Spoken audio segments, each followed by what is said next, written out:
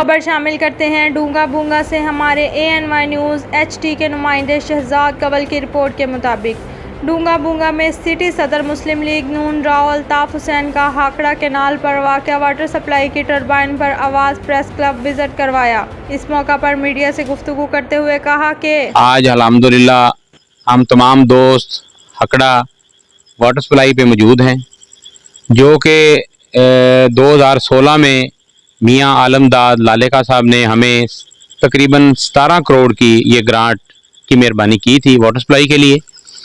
तो यहाँ पे ये हुकूमत ना होने की वजह से जो काम था बहुत स्लो था और काम ना हो सका।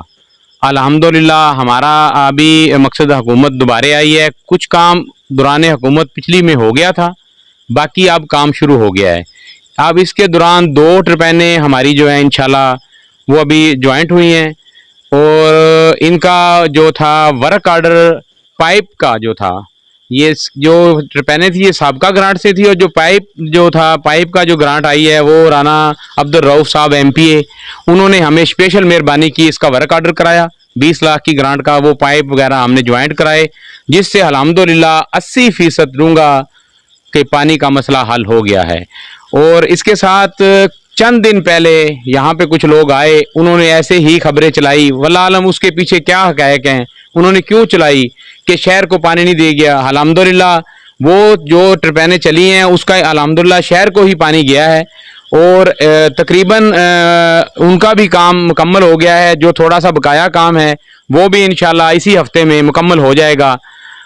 तो ऐसी बातें करने से मैं तो ये कहूँगा कि ग्रेज़ करना चाहिए, क्योंकि ऐसी बातें करने से कोई फ़ायदा नहीं होता है। और सहाफ़त जो है ये मैं तो कहता हूँ बहुत बड़ी नेकी है अगर सहाफ़त के हिसाब से की जाए। अगर सहाफ़त को आप देख रहे हैं कि वैसे ही किसी के कहने पे कर लें, झूठ बोल दें, ऐसे ही बयान लगा दें, ऐसे, ये बात तो बहुत गलत है।